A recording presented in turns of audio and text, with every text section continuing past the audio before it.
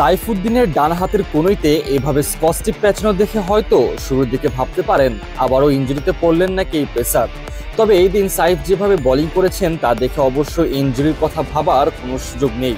মূলত হাতের গতিবিধি এবং পজিশন ঠিক রাখার জন্যই এমনটা করা।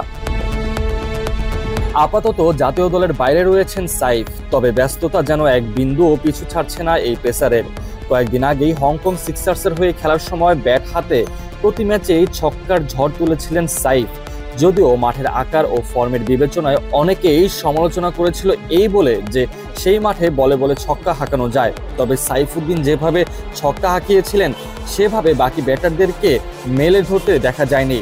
বল হাতেও নিয়েছিলেন বেশ কয়েকটি উইকেট। মাঝে কিছুদিন বিরতি দিয়ে আবারও রংপুরের ডেরায় অনুশীলনে হাজির সাইফ। আসন্ন গ্লোবাল সুপার লিগে রংপুর রাইডার্সের হয়ে ব্যাটে বলে বাজিমাত করার জন্য নিজেকে প্রস্তুত করছেন এই অলরাউন্ডার। বল হাতে প্রায় 25 থেকে 30 মিনিট টানা অনুশীলন করে গিয়েছেন। ব্যাটে বলে পারফরমেন্সে সাইফ নিজেকে প্রমাণ করলেও কম্বিনেশনের কারণে এর আগে তাকে দলের বাইরে থাকতে হয়েছিল। তারও আগে তো ইনজুরির কারণে খেলার বাইরেই ছিলেন। তবে সবকিছু পেছনে ফেলে সাইফ নিজেকে নতুনভাবে গুছিয়ে নিচ্ছেন। জাতীয় দলের সুযোগ পাওয়ার ক্ষেত্রে আসন্ন গ্লোবাল সুপার লিগ সাইফুদ্দিনের জন্য হতে যাচ্ছে নিজেকে প্রমাণ করার জন্য এক বড় মঞ্চ।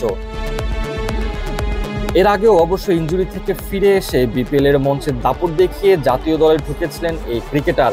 তবে জিম্বাবুয়ের বিপক্ষে ভালো পারফর্ম করতে না পারায় আবারও দলের বাইরে চলে যান তিনি।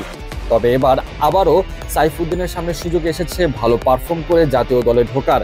গেলবার ফরচুন বরিশালের হয়ে খেলে চ্যাম্পিয়ন হয়ে ন্যাশনাল টিমে জায়গা পেয়েছিলেন।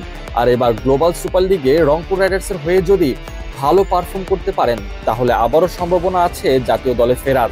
তার উপর সামনে আবার বিপিএল, সেখানেও যদি নিজেকে মেলে ধরতে পারেন তাহলে আবারও লাল সবুজের জার্সি গায়ে দেখতে পাওয়া যাবে এই অলরাউন্ডারকে। আর সেজন্যই অনুশীলনে নিজের দুর্বলতা ঝালিয়ে নেওয়ার জন্য লাগাতার বোলিং অনুশীলন করে গিয়েছেন। এখন দেখা যাক নতুন মঞ্চে নতুন দলের সাথে কিভাবে সাইফ নিজেকে মেলে ধরতে পারেন।